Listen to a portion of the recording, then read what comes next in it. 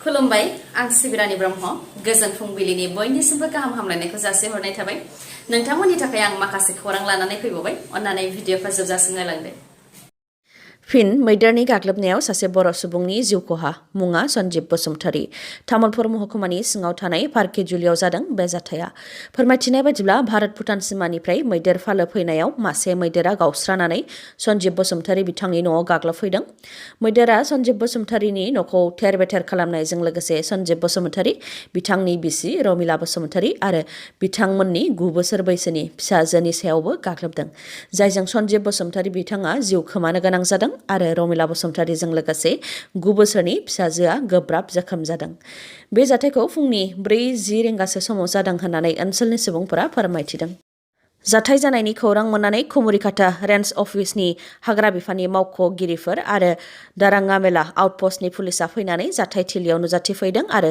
सन्जीब बसुमतारीनि गोथै देहाखौ पस्टमर्टेमनि थाखाय दैथायहरनायजों लोगोसे जोखोम जानाय बिमा फिसाखौबो खुमुरिकाटा सोरखारि देहा फाहामसालियाव थिसनदोंमोन नाथाय बिथांमोनहा गोब्राब जोखोम जानायलाय मोजां फाहामथायनि थाखाय बिथांमोनखौ उनाव गुवाहाटीयाव थानाय GMCH देहा फाहामसालियाव दैथायहरनाय जादों जायनाखि सन्जीब बसुमतारी बिथांनि नखरा दुखुथिया नखर सानफ्रोमबो दिन हाजिरा मावनानैसो दुखु खस्थनि गेजेरजों बिथाङा न'खौ लुदोंमोन बे न'खौबो मैदेरा सिफायलांबाय आरो सन्जीब बसुमतारीनि नखराव बिथाङा सासेल' खामायग्रामोन बेनिखायनो सोरखारखौ मदद होनो थाखाय खावलायहरदों ओनसोलनि रायजो राजाफ्रा बिटिआर गोरोबथाया 2 बोसोर आबुं जानो थाखाय गेजेराव माखासे सानल'सै अब्लाबो BKWACनि खामानिफोरखौ मोनसेखौबो मावफुंजाबाय होननानै बुंनो हाया अदेबानि BKWACनि खामानिफोरा दासिमबो मोनसेबो आबुङै मावफुंजायाखै होननानै फोरमायथियो BKWACनि गाहाय मिहिनेश्वर बसुमतारी बिथाङा BKWACनि माखासे खामानिफोर माखासे जेंनाफोर आरो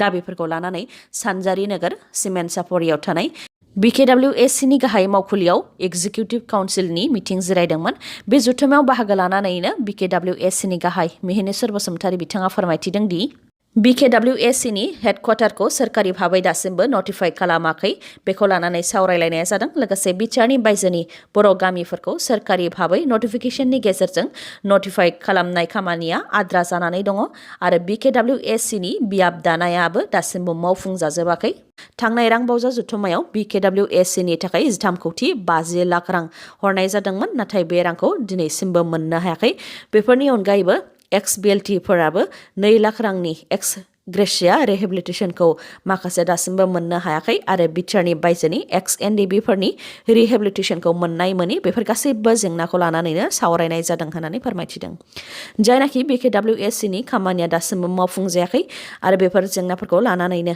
माखासे सान सिगां गुवाहाटीयाव थांनानै chief minister doctor Himanta Biswa Sarma WPT&BCनि मन्त्रि डक्टर रनज पेगु आरो डिपार्टमेन्टनि गोजौ थाखोनि अफिसियेलफोरजों लोगो हमनानै सावरायनाय जादोंमोन आरो बेफोर जेंनाफोरखौ मावफुंनो थाखाय डक्टर हेमन्त बिश्व शर्मायाबो रादाय होदों होननानै फोरमायथियो मिहिनेश्वर बसुमतारी बिथाङा बेनि अनगायैबो बिटिआर गोरोबथानि गेजेरजों मिरु सोरखारनिफ्राय 15,000 कौटि रां मोननो गोनां दङ बे राङा दासिमबो सौफैयाखै बेखौ लानानैबो डक्टर हेमन्त बिश्व शर्मा आरो प्रमद बर'जों सावरायलायनाय जादोंमोन बे राङा मिरुनिफ्राय फैयोब्लानो BKWACनि थाखाय दैथायहरगोन होननानै डक्टर हेमन्त बिश्व शर्माया रादाय होदों होननानै फोरमायथियो बिथाङा BKWACनि खामानिफोर आरो बिटिआरनि बायजोनि बर'फोरनि जेंनाखौ लानानै फिन डक्टर हेमन्त बिश्व शर्मा बिश्वजित दैमारी डक्टर रनज पेगु रांखान्थि मन्त्रि अजन्ता नेउग बिथांमोनजों मागोनि उनाव सावरायबावगोन होननानै फोरमायथियो बिथाङा मोनबा रायजोनि थाखाय बिसायख'थि आय'गआ बावैसो सिगां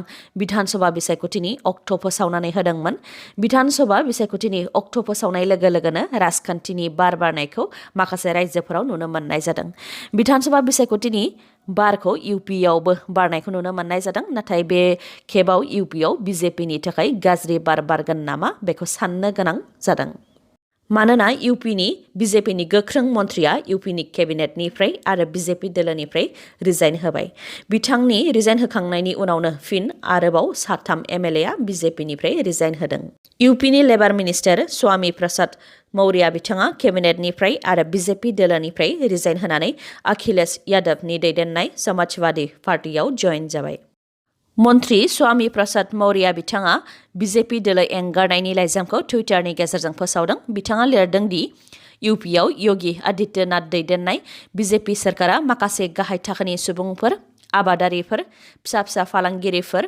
बेखार लाइमोनफोरखौ गोनांथि होआखै आरो नाख्रेबदों जायनि थाखाय दोलो एंगारनायनि लाइजामखौ होदों होननानै फोसावदों। मख'नो गोनांदि BJPनि मन्त्रि स्वामी प्रसाद मौर्या बिथाङा सासे गोख्रों दैदेनगिरिमोन आरो बिथाङा 5थि खेबनि थाखाय MLA देरहासारनो हादोंमोन। बिथाङा BJP दोलो एंगारनाय खौरांखौ टुइटाराव फोसावनाय लोगो लोगोनो समाजवादी पार्टीनि गाहाय दैदेनगिरिया बिथांखौ दोलोआव दुंब्रुदै बरायदों।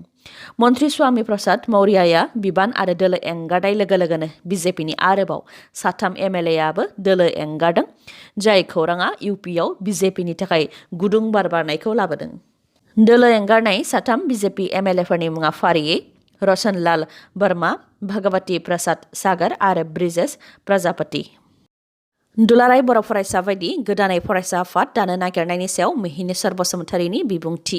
बिथाङा बुंथिदोंदि जायखिजाया थासारिया फैयाथों मानो दुलाराय बर' फरायसा आफादखौ गावस्रा होनायनि जेबो खोथा फैनो होनो नाङा, मानोना बेयो जोंनि हारिनि सिनस्रि। एबसुखौ सोरबा जुदि गावस्रा होनो नागिरदोंब्ला बेखौ राजखान्थिनि मुलाम्फानि थाखाय मावनो हागौ होननानै बुंथियो बिथाङा। लोगोसे बुंथिबावदोंदि बड'फा उपेन्द्रनाथ ब्रह्मनि बर' हारिखौ गेरेमसा हारि दानायनि सिमाङा दाबो मावफुंजायाखै। बर' हारिया दाबो वेल इस्टाब्लिश जायाखै। बेयावनो एबसुखौ गावस्रा होनाया जोंनि हारि आरो इयुननि थाखायनो मोजां नङा। खौसेथि गैयैनि थाखायनो गुबुनफोरा जोंखौ बाहायनो हमदों, जेरै क'क्राझार लकसभा बियाबाव थांनाय 2014-2019 मायथाइयाव खेबनै जेननो गोनां जादों। दाबो जेननानै सानफिननो रोङाखै, जाय जोंनि बर' हारिनि थाखाय मोजां नङा होननानै फोरमायथियो बिथाङा।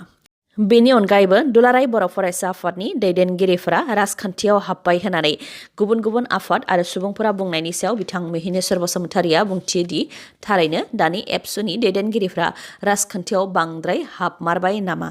जुदि बांद्राय हाबमारबायबा बेखौ एबसुनि दैदेनगिरिफ्रा सानफिननो नांगौ। फरायसा आफाद महरै बांद्राय गोथौयै हाबनानै बबेबा राजखान्थि हान्जाजों थानाया गोरोन्थि। बेरेखा दोलोआ बेनि सायाव खाबु लाखागोन होननानै बुंथिनायजों लोगोसे बुंथिबावोदि जोंनि जि थांखि बेखौ खुगाजों बुंबाय थाबाल' जानाय नङा, मोगथाङाव खालामथारनानैबो दिन्थिनो नांगोन।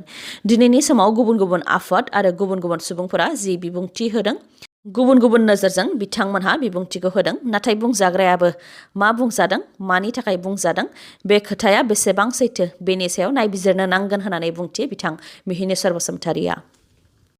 बिटिआर गोरोबथाजों गोजोन गैयैखौ फिन फोरमायथिदों क'क्राझार लकसभानि बारग' MP सानसुमा खुंगुर बैसोमुतियारि बिथाङा बुंथिदोंदि बिटिआर गोरोबथाया गोजोन गोरोबथामोनब्ला XNDP-नि गायसनगिरि रन्जन दैमारि बिथांखौ सागान होनो थाखायल' जोबथेसालिनिफ्राय दिहुननानै फिन मानो जोबथेसालियाव जोबथेफिननानै थगायखो? आलादा बड'लेण्ड सोरजिनायनि दाबिया प्रेक्टिकेलि 1987 मायथाइयाव जागायजेनदोंमोन। बेयाव बड'फा उपेन्द्रनाथ ब्रह्म बिथाङा बुंथिदोंमोनदि जों खेबसेयैनो आलादा बड'लेण्ड रायजो मोनाबो जानो हागौ, बेनिखायनो मोनसे खुन्थिया गायजेननांगोन। बेबायदियैनो 1993 मायथाइयाव BAC, 2003 मायथाइयाव BTC गोरोबथा जादोंमोन आरो बेफोर गोरोबथानि सायाव नोजोर होनानै फिन बिटिआर गोरोबथा खालामनाय जादोंमोन, जाय गोरोबथाया बर'फोरनि जोबस्रांनायखौ लाबोदों होननानै फोरमायथियो बिथाङा। लोगोसे फोरमायथिबावदोंदि सानजाथिं बिटिआरनि सिमाखौ बांहोनानै पावार एन्ड फांसनखौ बांहोनानै पार्लियामेन्टआव बिल पास खालामोब्लानो आलादा बड'लेण्ड मोननायनि आसा दंमोन। बेखौ मिथिखानानैनो आसामनि गिबि मन्त्रि डक्टर हेमन्त बिश्व शर्मानि राजखान्थि सोलोजों प्रमद बर' बिथांखौ बाहायनानै आरो XNDP लोगोसे गबिन्द बसुमतारीखौ गोरोन्थियै दैदेननानै बिटिआर गोरोबथाखौ खालामदों आरो बे गोरोबथायानो जोबथा गोरोबथा होननानै लिरबोदों, जायखौ माब्लाबाबो गनायनानै लानो हाया होननानै बुंथिदों बिथां सानसुमा खुंगुर बैसोमुतियारिया आरो बे गोरोबथाखौ फिन नायबिजिरनाय जानांगौ होननानैबो बुंथिबावो बिथाङा। बेनि अनगायैबो बुंथिबावदोंदि जेब्लासिम बर'फोरा आलादा बड'लेण्ड मोना अब्लासिम उदां जानाय नङा। बेनिखायनो आलादा बड'लेण्ड रायजो सोरजिनो थाखाय गासैबो बर'फोरखौनो खौसे जानांगौ होननानै खावलायदों। बर' हारिखौ रैखा खालामनो थाखाय सुबुंखान्थिनि गेजेरजों खौसेयै सोमावसारफिननांगोन होननानै बुंथियो बिथाङा। आरो बे सोमावसारनायाव दुलाराय बर' फरायसा आफादा बाहागो लागोनखौ नुहुरा, मानोना एबसुनि दैदेनगिरि दिपेन बर' बिथाङा सोरखारनि एजेन्ट महरैसो खामानि मावगासिनो दङ। प्रमद बर' बिथांनि बारगा जेबो खोथा बुंनो हाया। बेनिखायनो दिपेन बर'नि जायगायाव सोरबा गेजेरनि सुबुङा एबसुखौ दैदेनोब्ला आलादा रायजोनि थाखाय सोमावसारनायाव एबसुआ बाहागो लाफिनगोन होननानैबो बुंथिबावो सानसुमा खुंगुर बैसोमुतियारिया। दानि बिटिसि सोरखार सालायग्राफोरनि गेजेराव गावजों गावनो दावराव दावसि जागासिनो होननानै बुंथियो MLA रबिराम नार्जारी बिथाङा। सोनाब क'क्राझार बियाबनि MLA रबिराम नार्जारी बिथाङा बुंथिदों दि बिटिसि सोरखारा रायजो राजाफोरनि थाखाय जेबो खामानि मावनो हायाखै, जायनि थाखाय रायजो राजाफ्रा गोजोननाय गैया। बिटिसिनि मोनजिद' बिफानखौ आसाम सोरखारनो हरफिननायनि थाखायनो बिटिसि सोरखारनाव जेबो गोहो गैला, बेनि थाखायनो बिटिसि सोरखारा जेबो खामानि मावनो हायाखै होननानै बुंथियो बिथाङा। बेनि अनगायैबो दानि बिटिसि सोरखारा फान्डफोरखौ बाहायनो रोङाखै। बिटिआर गोरोबथानि गेजेरजों 15,000 कौटि रां मोननो गोनां दं, बे रांखौबो मोननो हायाखै आरो बे रांखौ माबोरैहाय लाबोनांगौ बेनि लामाखौ लानो रोङाखै।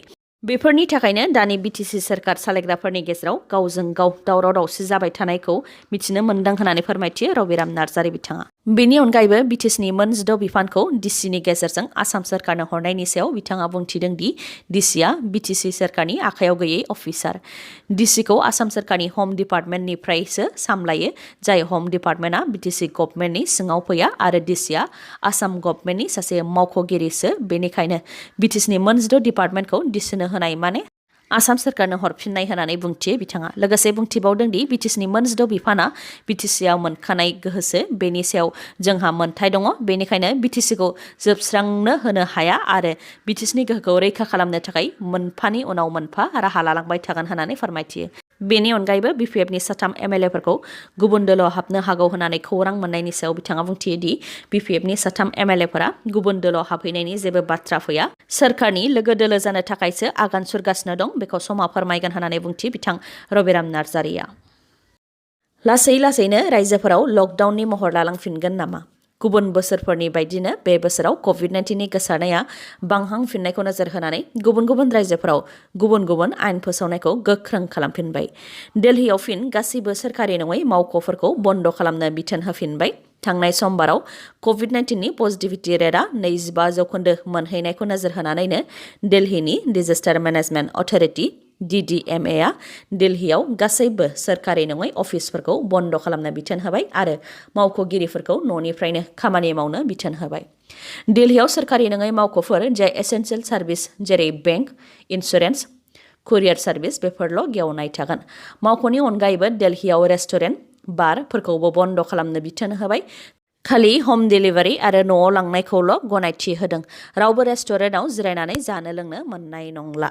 थांनाय 24 घन्टायाव भारतआव 1,68,063 COVID-19 पजिटिभ केस मोन्दों। गासै एक्टिभ केसआ 8,21,446।